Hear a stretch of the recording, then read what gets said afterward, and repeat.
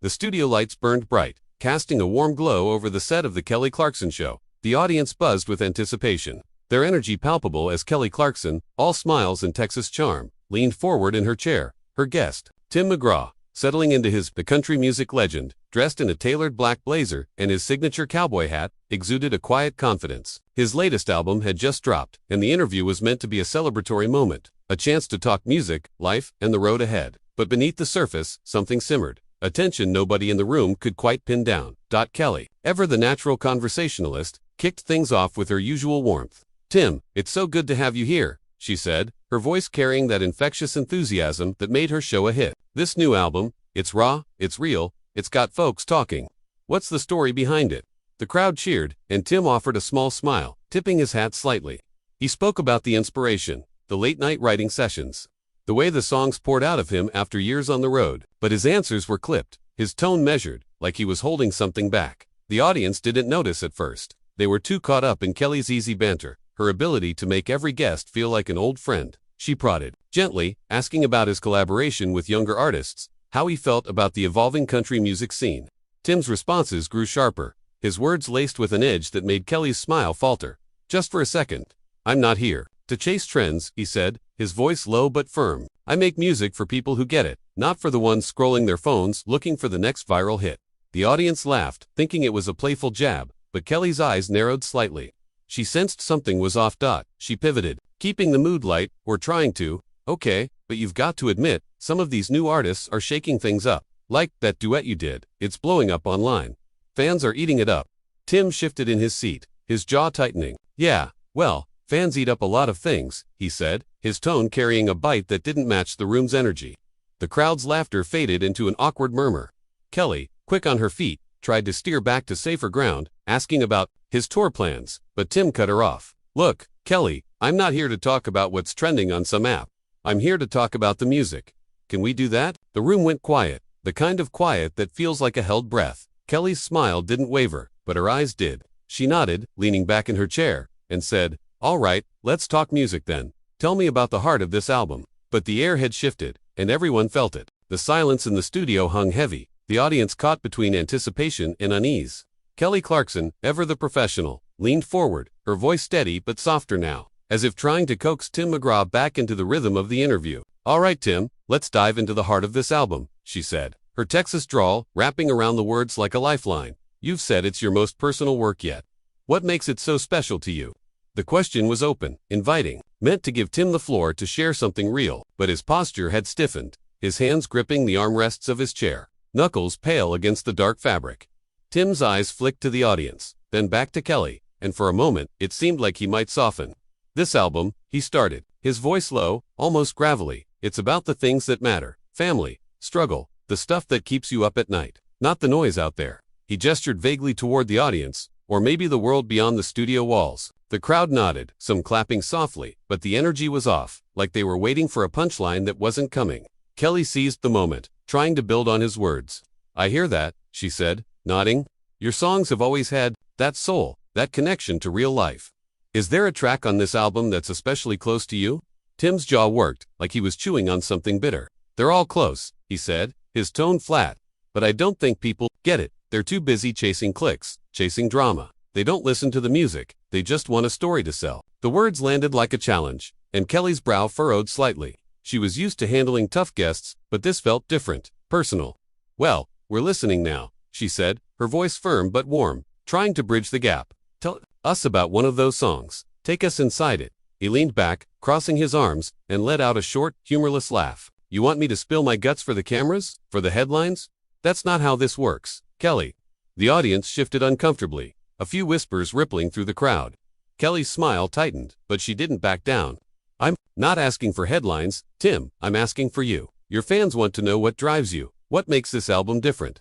Her words were sincere, but they seemed to hit a nerve. Tim's eyes darkened, and he shook his head. "You think it's about the fans? Half of them don't even buy records anymore. They just want a clip to share, something to make them feel like they know me." The studio felt smaller now, the air thick with tension. Kelly's producer, standing off stage, gave a subtle signal to wrap things up, but Kelly wasn't ready to let it go. She leaned in, her voice dropping to a quieter register. "I get it, Tim. The industry's changed, and it's tough, but you're still out here, making music that matters. Why not share that with us? Why not let us in? It was a genuine plea, but Tim's expression hardened. He uncrossed his arms, leaning forward, his voice cutting through the room. Because some things aren't for sale, Kelly. Not everything's a performance. The words hung there, sharp and final, and for the first time, the audience seemed to realize this wasn't just an interview gone off script. Something deeper was unraveling. The studio lights seemed to dim, though they hadn't changed, as Tim McGraw's words settled over the room like a cold front. Kelly Clarkson sat back in her chair, her hands clasped tightly in her lap, her face a careful mask of composure. She'd handled tough moments on air before, but this was different. Tim's words weren't just sharp, they were personal, and they cut deeper than the usual talk show banter. The audience, sensing the shift, sat frozen, their earlier enthusiasm replaced by a collective unease. Off stage, the producer's hand hovered over the signal for a commercial break. But Kelly's eyes flicked toward him, a subtle shake of her head. She wasn't ready to cut and run. "Tim," she said, her voice steady but laced with a quiet intensity. "I hear you. Not everything's a performance. But you're here, on this stage, because you've got something to share. So let's talk about that. What's one thing you want people to take away from this album?" It was a lifeline, a chance for Tim to pull back from the edge, to find common ground. But he wasn't taking it. He leaned back, his cowboy hat casting a shadow over his eyes, and let out a slow breath, like he was weighing whether to keep going or shut it all down. "You know what I want people to take away?" he said finally, his voice low but carrying a weight that filled the room. "I want them to stop turning everything into a circus. Music used to mean something. It used to be about the story, the feeling. Now it's just content, just another post to scroll past. I'm tired of it, Kelly. I'm tired of playing the game." The audience stirred, a few murmurs breaking the silence, but no one clapped. It wasn't a performance anymore. It was raw, unfiltered, and uncomfortably real. Kelly nodded, her expression softening. But there was a spark in her eyes, a hint of defiance. "I get that," she said. "The industry can feel like a machine sometimes, chewing up what's real and spitting out noise. But you're still making music, Tim. You're still out here, pouring your heart into it. That's not playing the game, that's fighting it." Her words were earnest, a bridge built from her own experience. But Tim's face didn't change. He looked at her, then at the audience, and for a moment, it seemed like he might say something to ease the tension. But instead, he shook his head, a bitter smile tugging at his lips. "Fighting it," he said, his voice rising just enough to carry an edge. "You think this is fighting it? Sitting here, under these lights, answering the same questions, smiling. For the cameras, this is the game, Kelly, and you're good at it, better than most." The words hit like a slap, and the audience gasped, a low ripple of shock moving through the crowd. Kelly's smile vanished, her eyes locking onto Tim's. For the first time, she didn't have a quick comeback, no easy laugh to smooth things over. The producer signaled again, more urgently, but Kelly ignored him, leaning forward, her voice calm but firm. "That's not fair, Tim," she said. "I'm here because I love music, same as you. I'm not your enemy." The room was silent. Now, the kind of silence that makes every rustle, every cough, feel like an intrusion. Tim stared at her, his expression unreadable, and for a moment, it seemed like he might back down. But then he stood, abruptly, his chair scraping against the stage floor, the sound sharp in the quiet. "Maybe not," he said, his voice low, "but I'm done with this." He turned, his boots heavy on the polished floor, and walked off the set, leaving the audience stunned and Kelly alone under the lights. The echo of Tim McGraw's boots faded as he disappeared behind the stage curtain, leaving a void that swallowed the studio. The audience sat in stunned silence, their eyes darting between the empty chair and Kelly Clarkson, who remained motionless. Under the glaring lights, her face, usually so animated, was a study in restraint, her lips pressed into a thin line, her hands still clasped tightly in her lap. The producer, now frantic, signaled for a commercial break, and the stage manager's voice crackled through the crew's headsets, urging action. But Kelly didn't move, didn't speak, not yet. The weight of what had just happened hung in the air, thick and unresolved. Finally, she took a deep breath, her shoulders rising and falling, and turned to the audience with a small, tight smile. "Well, folks," she said, her voice steady, but quieter than usual. "That was unexpected." A few nervous laughs rippled through the crowd, but most sat silent, unsure how to react. Kelly leaned forward, her hands unclasping, fingers tapping lightly on her knee. "You know, this show is about real conversations, real moments. Sometimes, those moments get messy, and that's okay." Her words were measured, but there was a tremor beneath them, a hint of the effort it took to keep the show on track. Offstage, the crew scrambled. The producer was on the phone, likely with Tim's team, trying to figure out what had just detonated on live television. Whispers circulated among the stagehands. Tim had been tense all morning, barely speaking during the pre-show prep, his usual warmth replaced by a distant edge. Something had been brewing, but no one had expected this. In the control room, the director replayed the last few minutes. Searching for the exact moment things went south, while social media was already lighting up with clips of the exchange, hashtags sprouting like weeds. Kelly, unaware of the online storm, pushed forward. "Let's take a quick break," she said, her smile widening just enough to reassure the audience. "When we come back, we've got more to talk about, and I promise, it's gonna be good." The applause was hesitant, but it came, and the show cut to commercial. The moment the cameras stopped rolling, Kelly's shoulders slumped, and she pressed a hand to her forehead, exhaling sharply. Her assistant hurried over, offering a water bottle, but Kelly waved it away, her eyes fixed on the spot where Tim had vanished. Backstage, Tim hadn't gone far.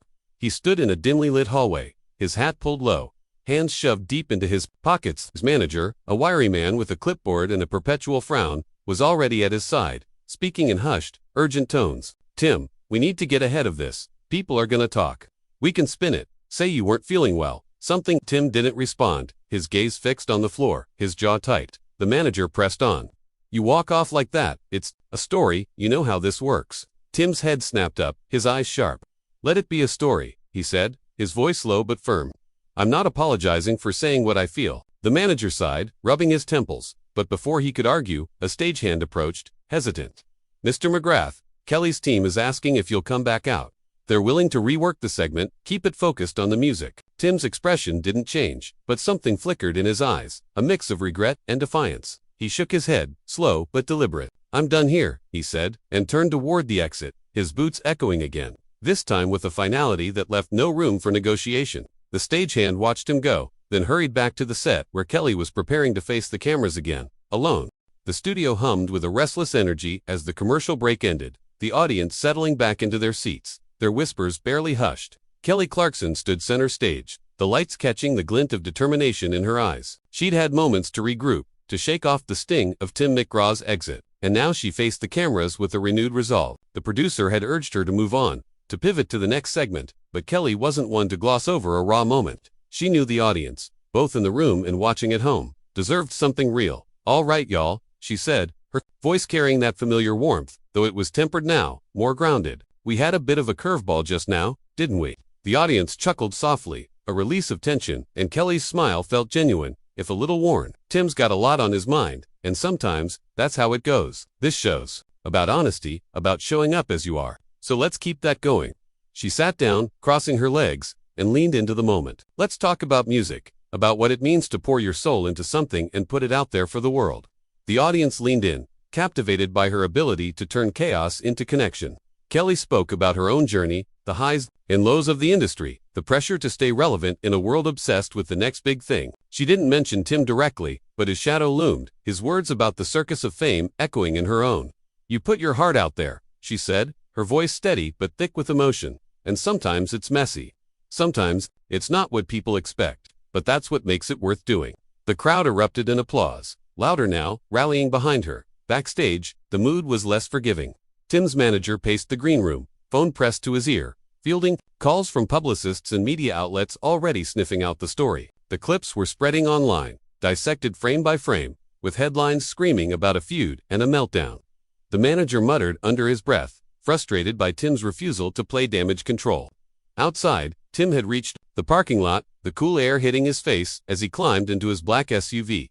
He sat there for a moment, staring at the dashboard, his hands gripping the steering wheel. The weight of what he'd done was settling in, not regret exactly, but a heavy awareness of the fallout to come. Inside, Kelly wrapped up the segment, her voice steady as she introduced the next guest, a rising pop artist who bounded onto the stage with all the enthusiasm Tim had lacked. The contrast was stark, and the audience embraced it, clapping with renewed energy. But Kelly's mind was still on that empty chair, on the words Tim had flung at her. As the cameras panned away, she caught the eye of her producer, who gave her a nod of respect.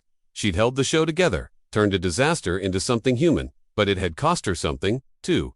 Meanwhile, Tim's SUV pulled out of the lot, the city blurring past as he drove in silence. His phone buzzed relentlessly in his pocket, but he ignored it. He thought about the album, the one he'd poured everything into, the one he'd come to talk about before it all unraveled. He thought about Kelly, about the hurt in her eyes when he'd called her out.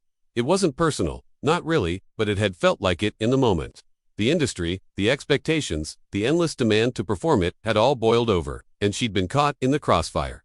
As the studio faded, in his rear view, Tim wondered if he'd crossed a line he couldn't uncross. The city lights streaked past Tim McGraw's SUV, the hum of the engine a low counterpoint to the storm in his mind. He hadn't turned on the radio, hadn't checked his phone, which still buzzed with notifications he had no intention of reading. The weight of the day pressed against him, not just the walk-off, but everything it represented: years of navigating an industry that demanded more than he wanted to give. He thought about Kelly Clarkson, her face when he'd thrown those sharp words her way, and a pang of something close to guilt tugged at him, but he didn't turn back. Not yet. Back at the studio, Kelly powered through the rest of the show, her charisma carrying her through the final segments.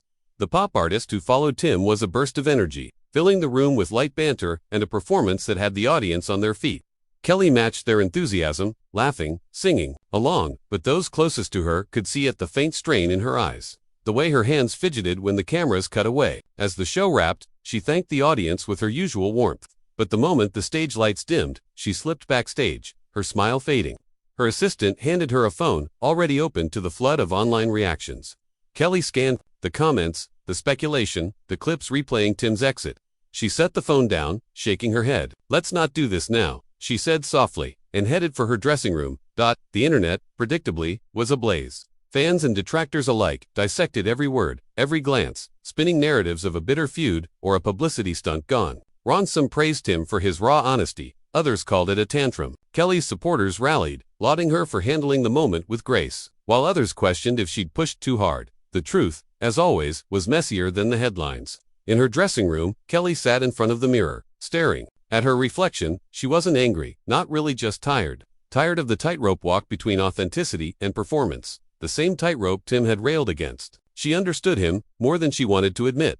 Miles away, Tim pulled into a quiet diner, the kind of place he used to haunt early in his career, before fame turned every move into a spectacle. He slid into a booth, hat pulled low, and ordered a coffee, black. The waitress, oblivious to who he was, moved on to the next table, and for the first time all day, Tim felt like he could breathe. He thought about the album, the songs he'd written in stolen moments, the stories he'd wanted to tell on Kelly's show. Instead, he'd let the frustration take over, let it spill out in a way that didn't fix anything. He wasn't proud of it, but he wasn't sorry either. The coffee arrived, steaming, and he wrapped his hands around the mug, staring into the dark liquid like it held answers. By the time Kelly left the studio, the sun was dipping low, casting long shadows across the lot.